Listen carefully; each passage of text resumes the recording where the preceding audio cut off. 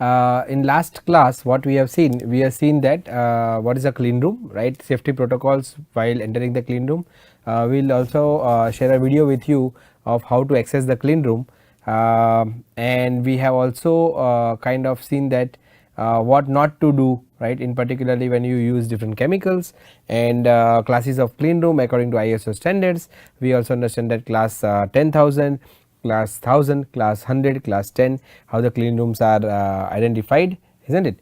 Now in this class what we need to understand is what is the substrate and how we can grow silicon dioxide if the silicon is our substrate.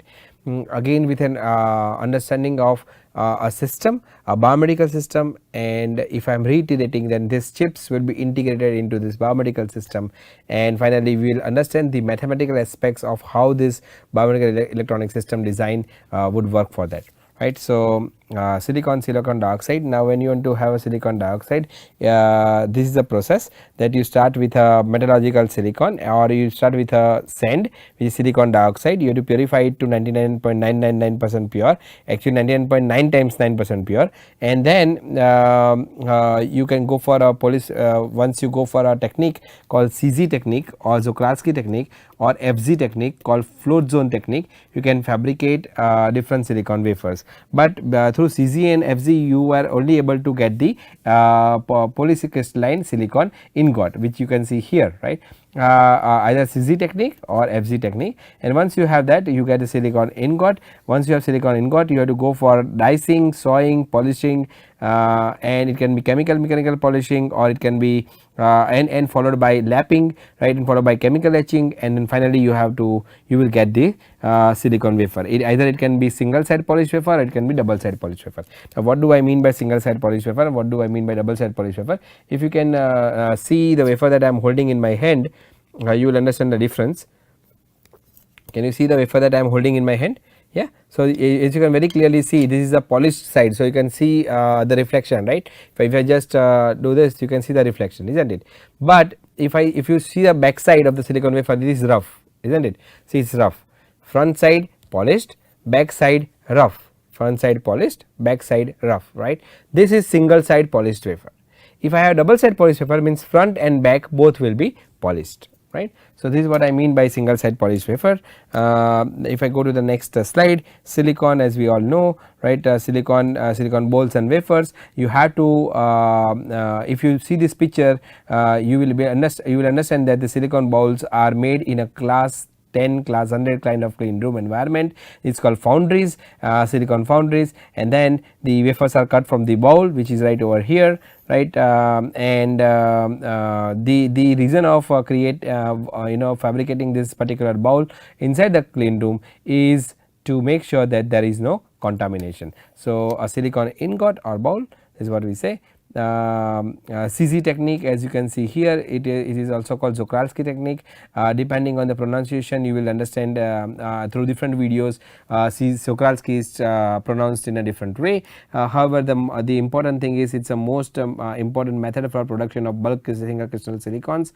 Also, it is cheaper than FZ technique. At the beginning of this process, the feed material is put into the cylindrical shaped quads. You can see this particular schematic, right, here, right, and what you see that the external material, right, all the way the external material is made up of what. So the blue color thing, right, that is a water cooled chamber.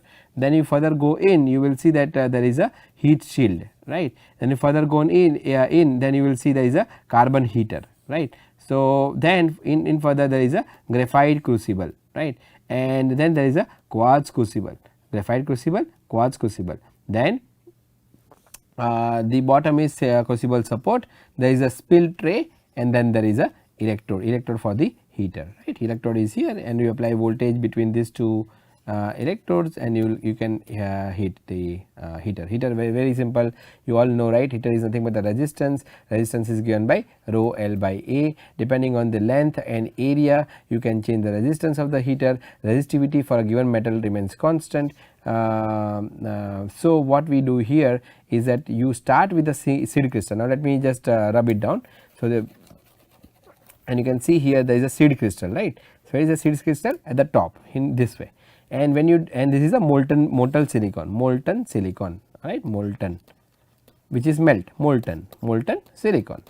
So, when I dip this rod or seed crystal inside this molten silicon and rotate it, so you can give one direction rotation, or and this crucible which is holding the molten crystal will rotate in a opposite direction, right. Seed will rotate in one, crucible will rotate in opposite direction. So, if a seed is rotating in clockwise direction, the anti-clockwise direction, the crucible will rotate in a clockwise direction, or vice versa.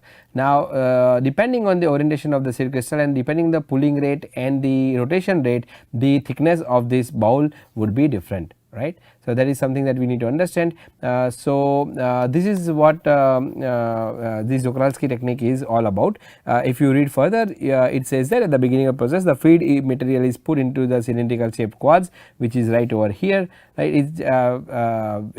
Once you place the material, then you have to heat the material.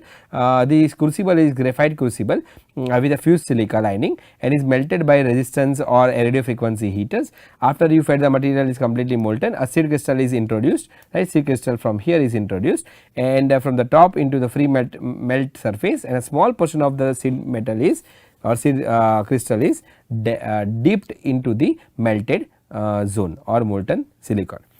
Then the seed is slowly withdrawn, right, slowly withdrawn from the melt, right, under rotation. I told you, right, either you have to rotate in this direction or you can rotate in the opposite direction, clockwise or anti-clockwise.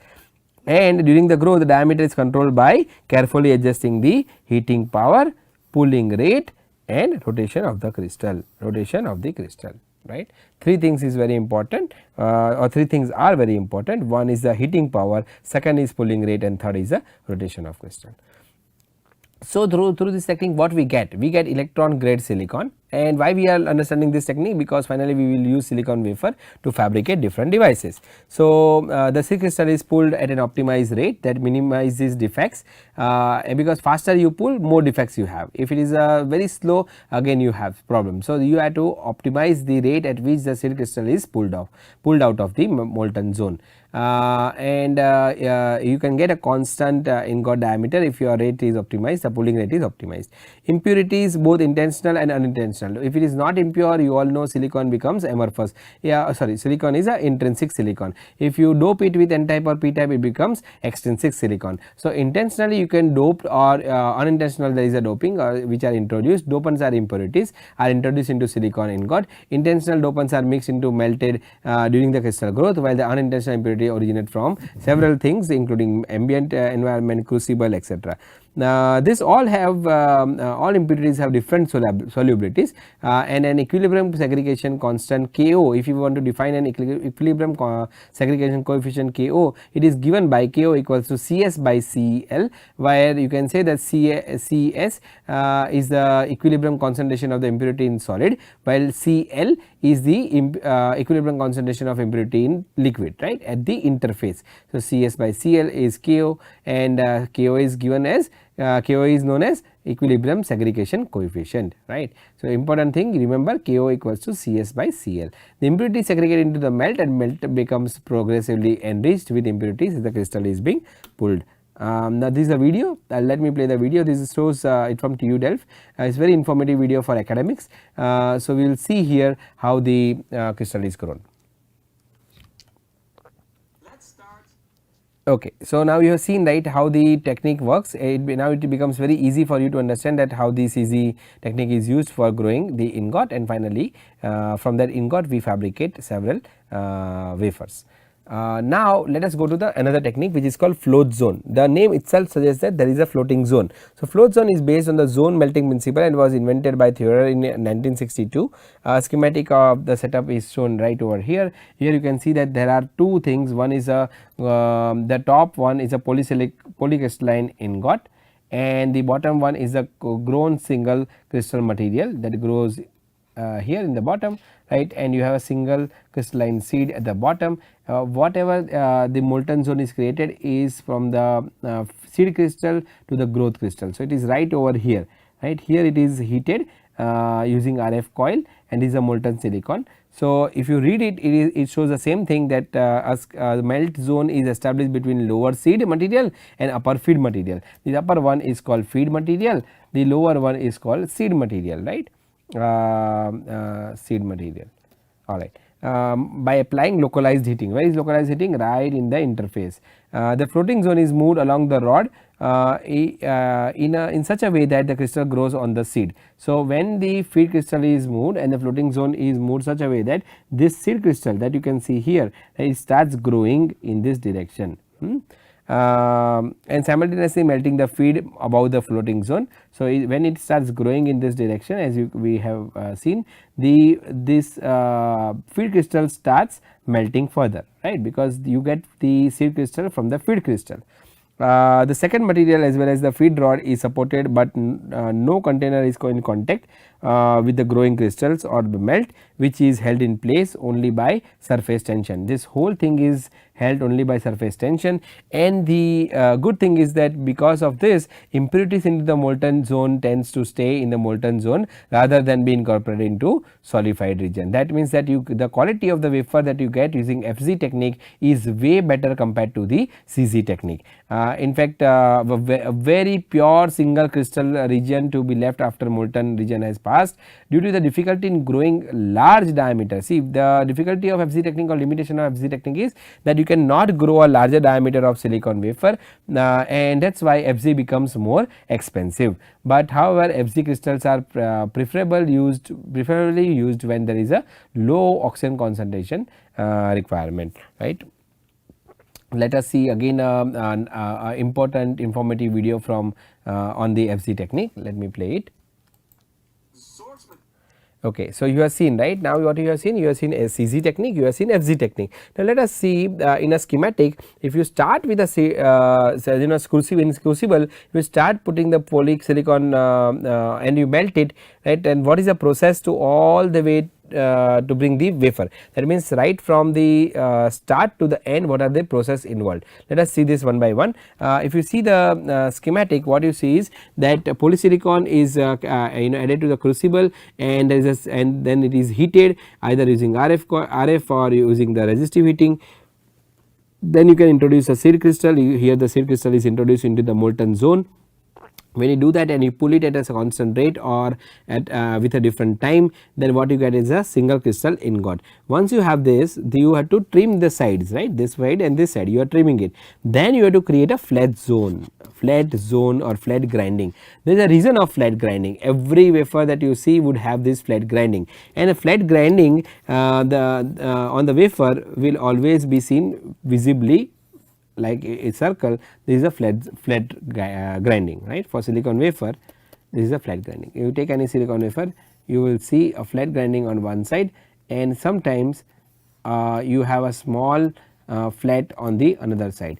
The bigger flat, right, is called primary flat. The smaller flat is called secondary flat. Flat, FLAT, flat, right, because this is a flat. When you flat grinding gives us a flat. So, this flat grinding helps us to get the primary flat in all the silicon wafers, primary flat in all the silicon wafers. Depending on the primary flat, the angle of secondary flat with respect to primary flat, we can say it is 100 or 111 or 110. We can also understand whether it is P type or N type. Thus, the flat grinding is very important step. After you do that, you can slice the wafer. I will just show you in the next slide using diamond wires, and then there is a edge rounding followed by lapping. This is a lapping process, right, and then there is a wafer edge followed by polishing. After you polish either both the sides, you get double side polish wafer.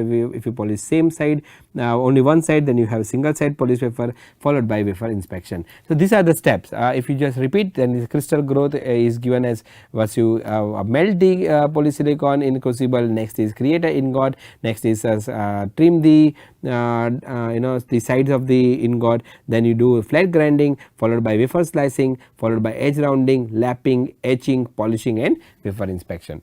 Now, once you do that, you see here there are two schematics you can see here, right. One on the left side shows the diamond coated wire, and this there are two reels where there is a take up reel, there is a wire guides, and there is a wire moving in a direction. This is a silicon ingot. So, with diamond wires you can slice you see here the diamond wires, you can slice the ingot into many wafers, isn't it, and then once you have this sliced wafers, you do the lapping and polishing. So, this is again a video, you just see how it works and what is the reason of using a thin wire, because in this you know right now with the technology that we have, even a few microns has a lot of thousands of transistors. So, if we waste a lot of silicon at the during the fabrication, that is in fact a loss in the total amount of material that a company has to bear, and that is a very high loss, and that is why to remove this loss or to reduce the amount of silicon that you have to throw it during this fabrication, you use this process of slicing the silicon wafer using diamond wire. So, I will just play the video and then you can see the next slide. So, now you have seen this slide, right, and now what you see is that after this the important thing is why we have studied all these things like silicon fabrication, silicon dicing, slicing, lapping, polishing. All this thing is because 95% of the transistors devices are still made using silicon wafer, and that is why important to understand how silicon is fabricated. In the present course, Professor Chandramani will talk about the mathematical modeling, where he will talk about the biomedical system, and there you will see that this biomedical system has an integrated chip which is made out of silicon, and that is why the reason of learning silicon at this point of time. So, crystalline silicon is the hard and brittle material that deforms elastically until it reaches its yield strength, and tensile strength is about 7 gigapascal. Young's modulus you can see is near that of stainless steel. Mechanical properties are uniform, good thermal conductor, and mechanical integrity up to 500 degrees centigrade. So, these are some of the important things of silicon material. Now, very important understanding is Miller indices, which was developed by William Miller in 1839 and are used to specify direction and plane in the crystal. So, as you can see, just read this particular slide. Let me go to a very important slide which is in 1 or 2 lines. Anyway, 1 or 2 slides, you will see here A, B, C are the edge lengths, alpha, beta, gamma are the interaxial angles, right. You can see here alpha, beta and gamma, A, B, C are edge lengths, and then you have A, B, C are inverted to find HKL plane. I will just show it to you. And negative expressed with bar are A bar, B bar or C bar. This kind of bracket, right, is represented as single planes, while the curly brackets are representing the family of planes. So, here you can see HKL plane or HKL represents a plane. Here HKL represents a single point. If you have curly, then family of planes. If you have square bracket, then represent as direction, while in this case if you have HKL between 2 arrows represent a family of directions. So, it starts like plane, family of plane, direction, family of direction. But even important point is the crystallography planes, and here from the planes itself you can understand the crystal orientation and the whether it is p type or n type. The Miller indices are very important to understand all these things, like for example 111, 100, 111, 100. How it is 111, how it is 100, how the crystals are oriented and what are the planes. This Miller indices helps to understand this all points. However, for this course you do not have to worry about it. Let us focus more on what is important, which is identifying the wafer based on the flat that is present on the silicon wafer. Now, here you can see that there are flats, one primary flat in every silicon wafer. You can see, let us name it as 1, 2, 3 and 4, right, and here you can see there is a primary flat. We will say primary flat as a PF. Here also there is a primary flat. In this case also you find primary flat, and finally in the fourth one also you find primary flat, isn't it. Now, you see that where is the secondary flat, okay, is in this case you see secondary flat, you cannot see. In this case, yes, I can see a secondary flat right over here, isn't it. In this one, yes, secondary flat is here. In this one, yes, it is right over here, correct. Now, this is 90 degree with respect to primary flat. This is 35 degree or 45 degree with respect to primary flat. This is 180 degree with respect to primary flat, isn't it? So, depending on where is the angle of the secondary flat with respect to primary flat, you can say it is a p type material or is a n type silicon wafer, and whether the orientation is 100 or 111, right. We have seen what is the meaning of this particular thing is a family of directions, right, represent a family of directions. So, single processing wafers you can see here, once it is finally processed they is called single die, and each single die has billions of transistors which are used for several applications, and in a foundry it takes several weeks to pass a lot, and the location of an IC on a wafer is called a die site. A flat on the wafer is used to a reference plane to form a grid for die placement, and the number of wafers tests per week indicates the manufacturing capability of the chip factory. Depending on the size of the wafers, again the wafer is generally on the diameter, you see a diameter. So, when I say 1, 2, 3, 4, 6, 8, 12, 18, I will say that is a diameter of the wafer that is there, right. It is 4-inch wafer or it is a 6-inch wafer or 12-inch wafer or 8-inch wafer, it depends on the diameter of the wafer. With respect to diameter of the wafer, the thickness of the wafer also changes, right. So, for let us say 4-inch wafer which is 100 millimeter in diameter, the thickness generally we can obtain is right from 200 to 1000 microns. Generally we use 500 micron thick 4-inch wafer in this department. Again same process, just in a different format. What you see is a CMP or double side polished or single side polished. CMP stands for chemical mechanical polishing, and what you get is a smooth surface, either single side polished or double side polished. Single side polished wafer are cheaper compared to the double side polished wafers. Then there is a edge countering, and therefore edge countering, the edge roughness, edge surface roughness, edge geometry is very important. Rounded or blunt shape and bullet or beveled shape, as you can see here, what you see is edge blunt rounded, and here is a edge bullet shaped. So, this is the different way of edge countering. Again we will not you do not have to bother about why it is blunt needed, rounded, or you require a blunt bullet shaped or bevel shaped edge. Okay. But what you need to understand is that in chemical mechanical polishing is used for smoothing of surface or smoothing of surface, chemical etching with abrasive polishing, and generally aluminum, C or silicon nanomaterials are used for polishing the wafer. Now, when you get a silicon wafer, right, and you want to start the process, the first step is the RCA cleaning. RCA stands for Radio Corporation of America. There is RCA 1 and RCA 2.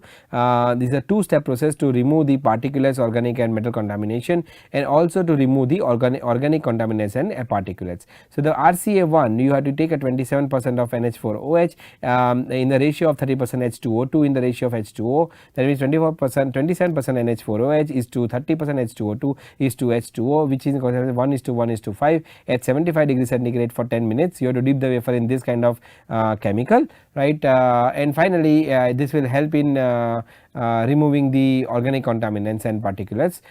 You take it out, rinse it with DI water, and you can dip it in another solution which is 70% HCl is to 30% H2O2 is to H2O in 1:1:16 1:1:6 ratio. I am sorry, in earlier one also I may have wrongly mentioned as 1:1:15. It is 1:1:5. In this case, this is 1:1:6, and the temperature is 75 degrees centigrade for 10 minutes. So, RCA 1 and RCA 2 are two steps. Finally, you have a HF deep cleaning, which is 49% HF into is to H2O is equal to 1:50. This is 1:50. So, when you perform this, then the wafer becomes cleaner. Now, does that mean wafer is not clean? It is already clean, but you have to clean to make sure that there are no organic contaminants and there are no metal contaminants on the wafer, otherwise that will affect the overall characteristics of your device. This is another video, let me play it again, very informative video to see that how the silicon wafer is fabricated, how the process flows are there, and you will see that in most of the things that there is a very less involvement of the engineers. It is more like an automated system to minimize the contamination during the fabrication. Okay.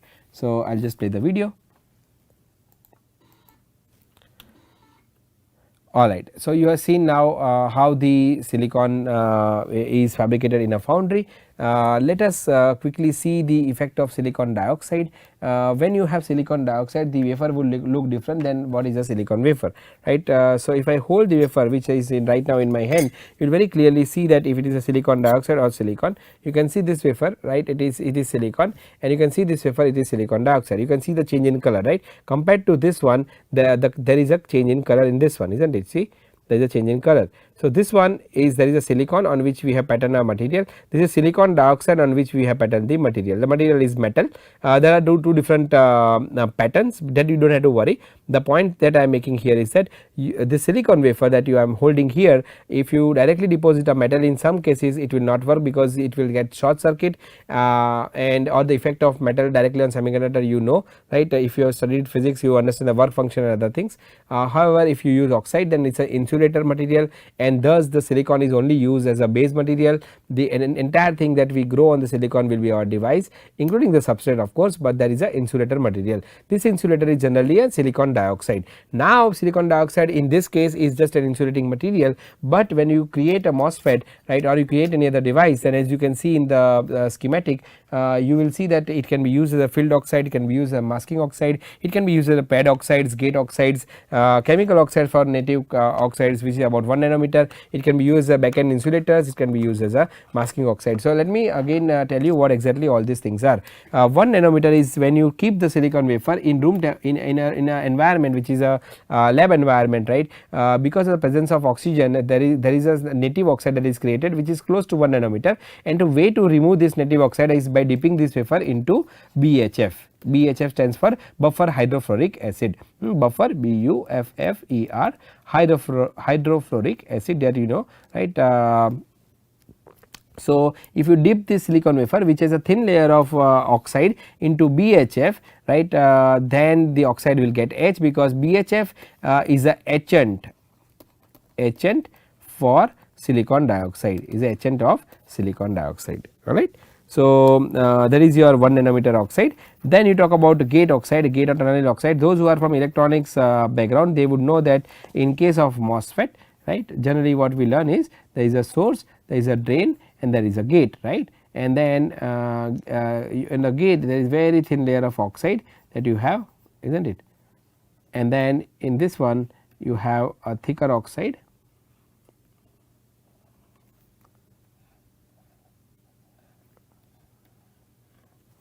right. This is your silicon dioxide, silicon dioxide, silicon dioxide, silicon dioxide, and this one is also silicon dioxide. Okay. On this you have your metal contact pad, N plus P, this is your gate, this is your source, this is your drain, right. This is contact. I am just showing a very basic view of the MOSFET, right. So, it is a NMOS because the channel is through the N plus region, and then here there is a thin layer of gate oxide, right. This gate oxide thin layer is about 10 nanometer, and we are just understanding depending on one of the technology. There are different technologies to fabricate MOSFETs. This thin layer of gate oxide is grown using technique called thermal oxidation.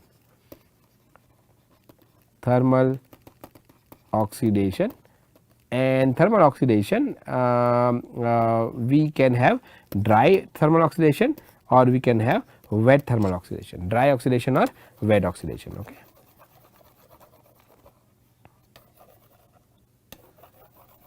Okay. Now, let us go to the next step. Next step is your 0.1 micron masking oxide. What does masking oxide mean? Okay. Let me give you an example. You have a silicon wafer, alright. What I want is I want to etch silicon wafer like this, etching, ETCHING, right. I want to remove that silicon wafer, this much silicon from my silicon wafer. This removing of silicon material from the silicon wafer is called etching of silicon, alright. To do that, if I dip I know that what is the chemical that are what are the chemicals that can etch silicon. Suppose I know that potassium hydroxide KOH, if I dip the wafer silicon wafer into KOH, it will dissolve. If I dip this wafer, let us say in a beaker like this, which is full of KOH material, right, what will happen is, this is a cross section of silicon, right. I will see that the silicon starts dissolving, this remaining area will dissolve, only this much area is left. If I dip this for long time, this also goes away, so everything is dissolved. So I do not want that, right, I want only to the silicon should get etched only from this region, for remaining region silicon should not get etched. So what should I do? To do that, what will I will use silicon dioxide. I will grow silicon dioxide. I will tell you how the silicon dioxide is grown in one of the class. This is a silicon dioxide, this is silicon dioxide, this is silicon. Now you understand silicon dioxide will not get affected in in KOH. Silicon dioxide in KOH, which is potassium hydroxide, silicon gets etched, right, it is a etchant for silicon, is a etchant for silicon, but KOH will not affect silicon dioxide. That means if you dip the wafer with silicon dioxide, like if you dip this wafer, silicon will not get etched at all. So what you do is you perform a photolithography and you remove oxide from the top in this way to create a window. You see, you perform photolithography, we will see photolithography in one of the class, silicon dioxide, silicon, right. So I perform a photolithography to remove silicon dioxide from this particular area, so that we can say that this is a window that we have created through which we can see silicon. Now if I dip this wafer in KOH for known amount of time, what will happen? I will have my silicon dioxide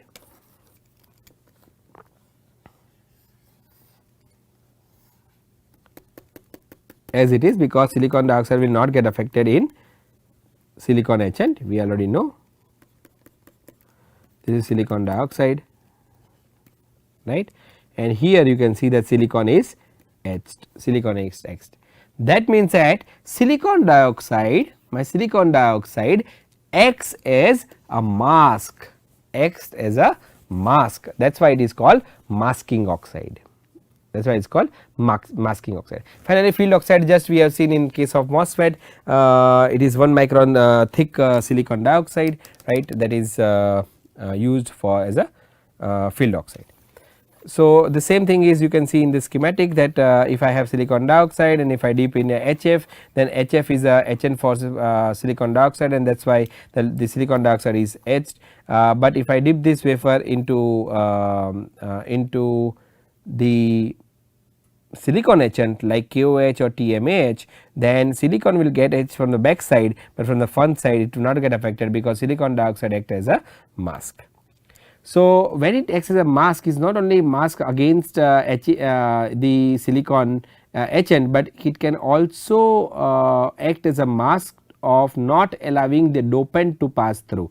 That means in this case what you see, if I have a silicon wafer, right, and I want to dope silicon wafer only in this region, suppose it is p type silicon wafer, I want N plus dopant only in the center of the silicon wafer. What can I do? I will take a oxidized silicon wafer and then I will again remove the oxide from the center, and remaining all the sides I will keep oxide, as you can see here, top and bottom, and then if I dope this silicon by N type dopant, right, then there is a two ways of doping silicon wafer. One is called diffusion, one is called ion implantation. Diffusion and ion implantation.